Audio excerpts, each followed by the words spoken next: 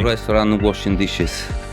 Okay. I just moved my passion into a profession. We just copy what our nonnas used to do at home. If you get the right pizza with the right balance of ingredients and all of those things, you get the customer satisfied of what they are having. Always a challenge though, right? When you're kind of letting go of the baby to somebody else and giving them responsibility for your brand as well. That's always a difficult thing to do, right? We are very confident in the format we are offering because we got proof from also the previous franchisees that the model works. Someone who is passion and love what they do. Yeah. At the end of the day is the key. Doing any dances or anything like that? No. Okay. Not it. You're not doing any? No, we are not.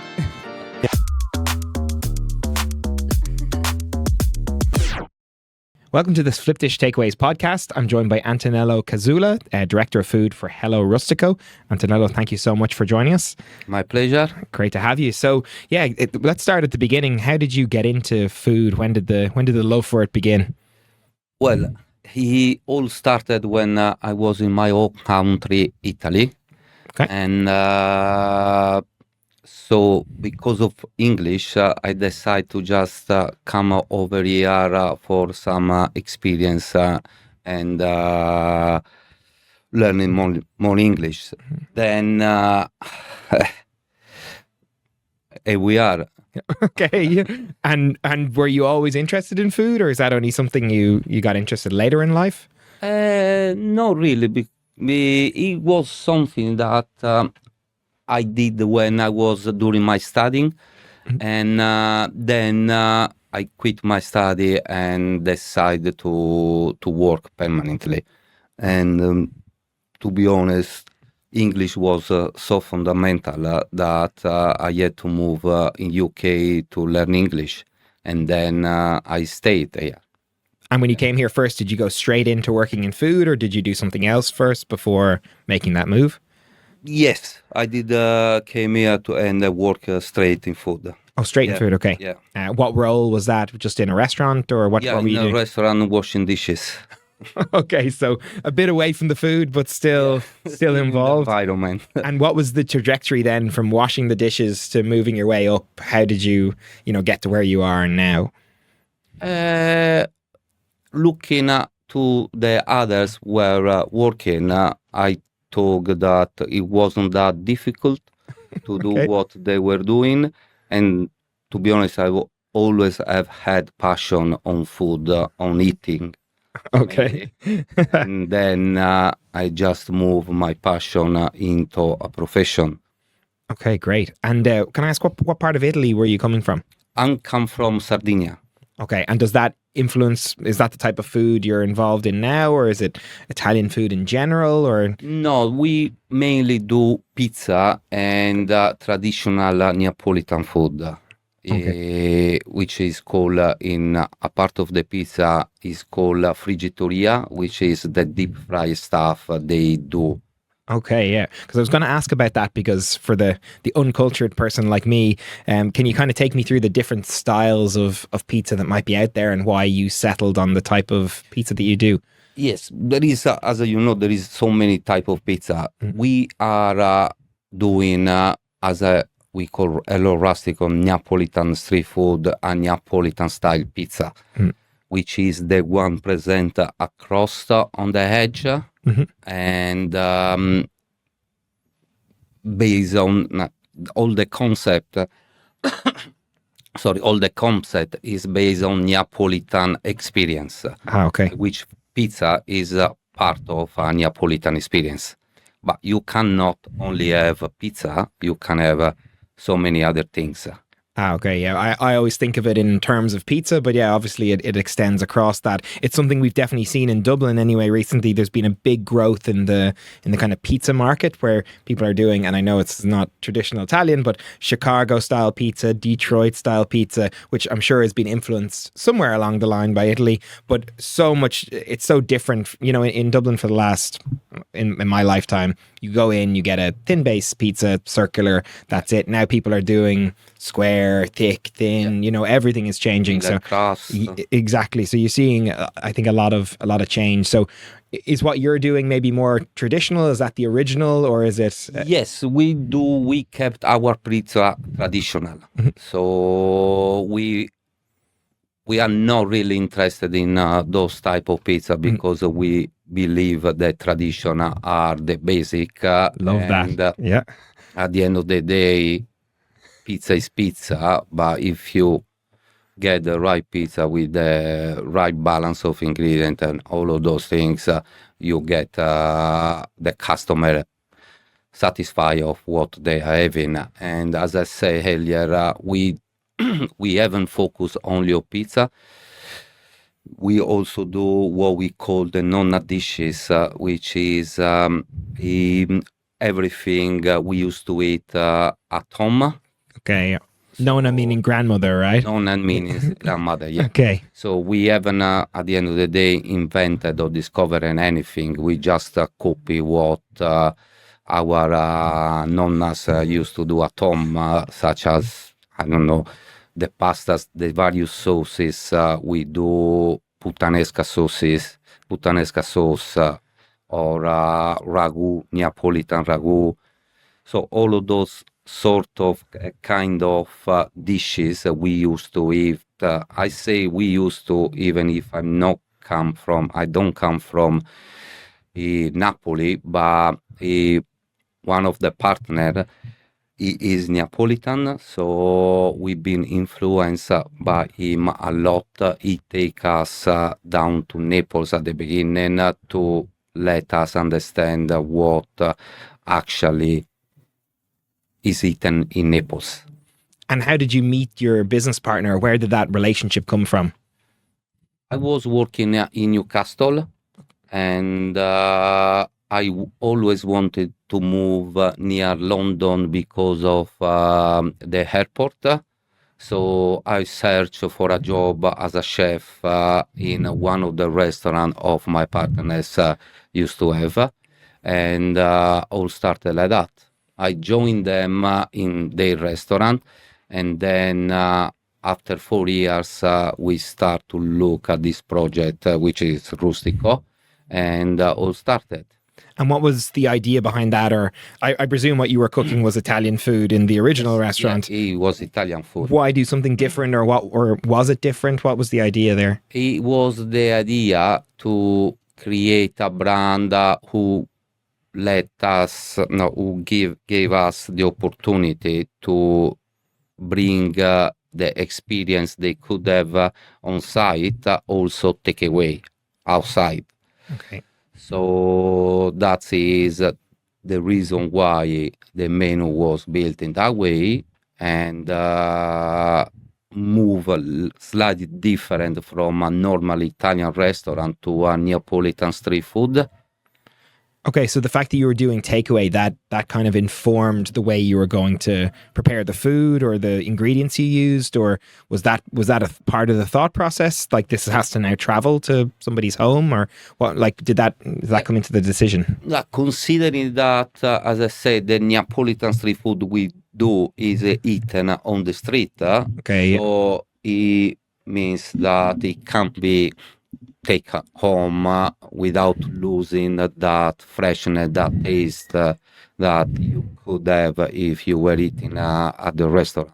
Okay. And then obviously you must have brought in some technology to facilitate ordering and things like that. What was that process like, going online and, allowing people to order? Yes. Yeah, we use, at the beginning, we try with our own app, with people who try to develop the app, but it was a owner-operator developer. So moving forward, we couldn't afford, if we lose him or if he couldn't respond, to go further. And of course, we were using the platform Just Eat, Deliveroo, and Uber Eats, which at that time they were not that popular Actually, Just Eat in our area, it was the most popular one. Okay, but not Deliveroo or Uber Eats. They weren't. Yeah, they were starting in our area. So, Okay. but Just Eat was the main one. Then we came across Flipdish, and yeah, we Great. are. Here we are. Yeah, fantastic. So how many years with Flipdish now? 2.5, 3 years in September. Fantastic. Well, congratulations in advance on the anniversary. And what was it like moving to that kind of setting up your online presence, even with Just Eat, Deliveroo, Uber Eats, Flipdish? How difficult was it to kind of market the business and market the idea? Did you see orders come through from day one, or was it months before you started to see real success online? At the beginning, it was slow. Okay. But with some, the main marketing was leafleting. Okay. The main one. And it starts slowly, which help us in develop the way how we wanted to deliver the food with no fail. Yeah. And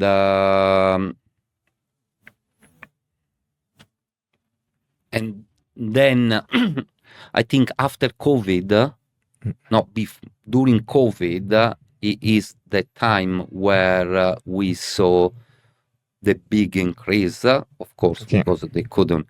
Yeah. But then after COVID, we were still seeing an increase on the delivery, even if after a period of time it start dropping. Okay. Because people wanted to go back to a restaurant and. But COVID actually did benefit you because you managed to grow your customer base during that time and then hold on to those customers. So it's interesting to hear you saying you were kind of leafleting first, using leaflets, and then when did kind of, or do you use social media a lot? Like, how do you market online? Is there? Yeah, we are on Instagram and we are on Facebook. Okay. No TikTok. Not TikTok. You're not doing any. No, we are not. Not doing any dances or anything like that. No, okay.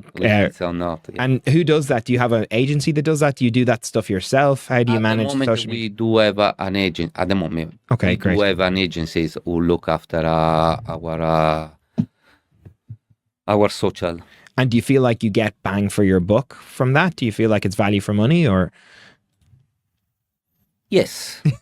Okay, the hesitancy tells me maybe not a full yes, but yes, of course. You need to spend time on social, so you need someone who is actually on full-time job, doing social, close to the business, and then you might see even a better result. Yeah. It's consistency, really, isn't it? It's about making sure the content keeps coming, right? At the moment, the person who is looking after our social lives in France, so she's looking at the basic. Okay, yeah. So you're sending pictures and things like that. Okay. Yeah, so but it's something that we are looking at to develop. And do you see if you do a social post about a new dish or something like that, would you see an instant impact, or is it a kind of more of a slow burn, or how is that? Yeah, more slow burn. Okay, yeah. So it takes time for yes, for the message to get out there. Yes. Okay, and where are you right now with the business? Like, what's the kind of are you happy, or do you want to grow it? Is it a case of more stores, or are you happy to consolidate what you have at the moment? Like, what's the kind of plan for Hello Rustico? At the moment, we just started the franchise process, so we already gave some of the restaurant. We franchised some of the restaurant to the people who were actually working in the restaurant. So the moving forward plan is the franchise model. Brilliant. And how is that? Have you spoken to any outside of the people that you work with? Have you had any outside interest yet? Yes, okay. We are working. I'm not the person who is looking after this part of the business. But we are working on it, and hopefully everything it will go as a plan. Always a challenge though, right? When you're kind of letting go of the baby to somebody else and giving them responsibility for your brand as well. That's always a difficult thing to do, right? As well, but it is a very easy process, operationally process to run.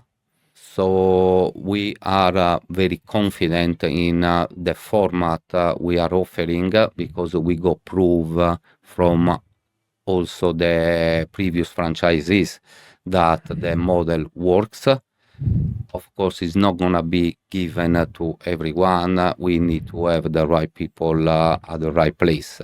Yeah, and what are the characteristics then of the kind of the right person or the franchisees that you're looking for? Is it someone that's worked in food before? Do they have to have a good like business background? What type of people would be, you know, of interest to you? Someone who is passion and love what they do. Okay, yeah, that's because at the end of the day is the key. Yeah, no matter what. If you don't love what you're doing, even the customer, they can feel that it is a simple job. When someone goes to a restaurant, especially a Italian restaurant, any restaurant, they are looking an experience. So you need to let them to feel in Italy or in Naples instead of in any of the restaurant they could have been. It's a big piece of you're kind of carrying the weight of the country on your shoulders, right? Like there's a lot of responsibility there of representing Italy here in the UK or wherever it is. Yeah. So that is the key. Okay, so a lot of passion, love what you do. Yes, we are confident in the food we are serving. People liking it, and so we got very good feedback, and so we need to transport this feeling, this experience to the customer. Absolutely, and I think you're right. When I go to an Italian restaurant, there's a certain joy of kind of dealing with the owner who's usually Italian, who comes over, they have a chat with you, they explain maybe the dishes. There is something more that you do expect going into an Italian restaurant. So yeah, it's nice to hear that that's important to you, because for me it's a big decider of yeah, exactly, but good, right? So like it's an experience at the end of the day. Absolutely. I love that. Any major challenges that you've come across since, you know, getting involved with Hello Rustico? Like what have been the kind of major blockers or challenges you've come across? Yeah, mainly after Brexit and COVID. Okay. Those are the main challenges we had to face at the end of the day, because Brexit stopped the opportunity to bring people from Italy. Which means that you need to get the staff over here, which is fine, but the number of people specialized in that sector, there are not many left. Yeah. Because during COVID, the majority of them decide to come back in their own country. So we are at that point now where we need to understand and even men-wise what we need to do to de-skill, keeping always the concept live and authenticity in place, but considering there is not that level of staff anymore, we need to understand what we're going to do next. Wow, it's interesting to hear about that. So it's obviously difficult to get a visa if you're an Italian to come and work in the UK. It's obviously not impossible, but it's just very, very difficult now compared to the way it was, right? Yeah, at the moment, yeah. I wouldn't say in this industry is almost impossible, because the cost of bringing people in is not only under us, but is also under the employee. So if someone is looking for a job, it means that they haven't got that money. Of course. So if they need to have, I can remember, probably £15,000 on their bank account, plus they need to pay in advance for for staying here, they need to pay for the insurance, no insurance, the sorry. That's fine.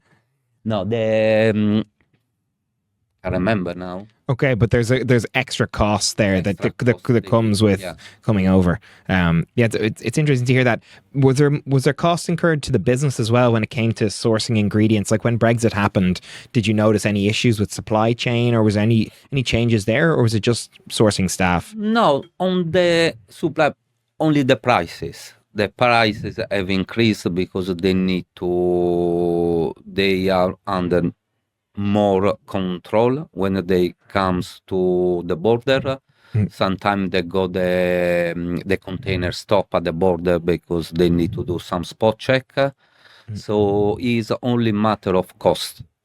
You can still get everything from Italy, but the cost has changed, which means that the pizza is gonna cost more, fortunately, because That's the way it works, right?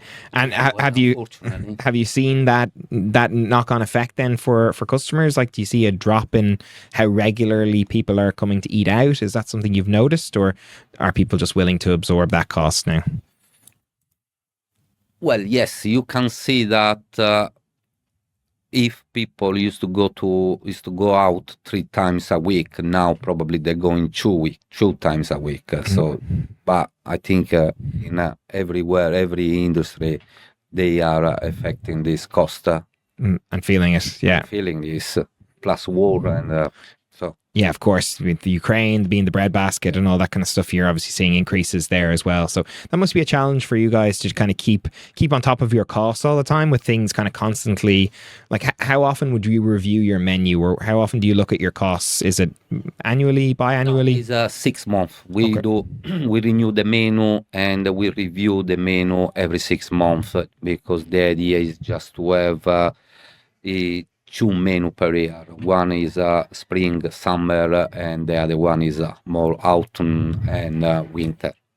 Because also the ingredient you can prepare in the different time are different. So we love to basically base the menu on the ingredient are actually available at that time. Available at that time. Okay, great. And how often would you take something off your menu? Like, if something doesn't sell a whole lot, do you remove it from your menu? Do you prefer to leave it there?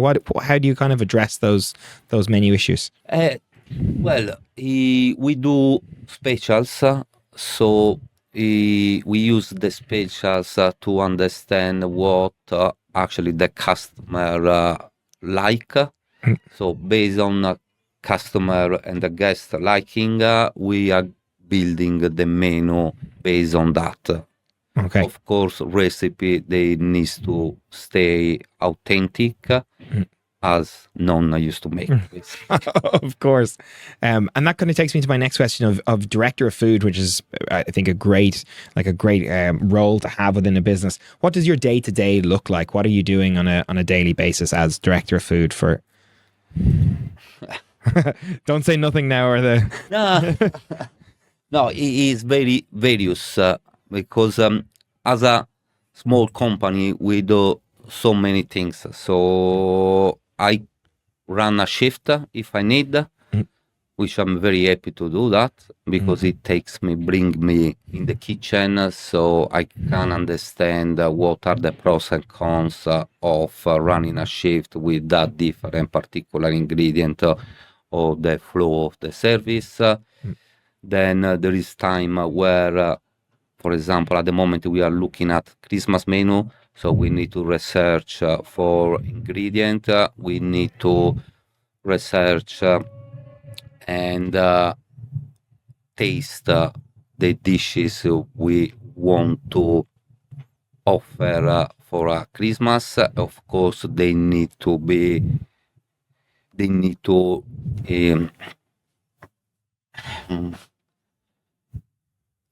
still need to be authentic, but they need to have the right margin as well. Because Christmas is 2-3 courses meal, so And what would be your busiest time period of the year? Like, is Christmas particularly busy, or No, summer, summer? Definitely. summer. Yes, Okay. summer. As we are, the majority of the site are seaside, Okay. so summer is the our peak time. And do you think people maybe associate Italian food with kind of that summer feeling and going on holidays and things like that? Or do you see, are people very willing to eat all year round, or, yeah?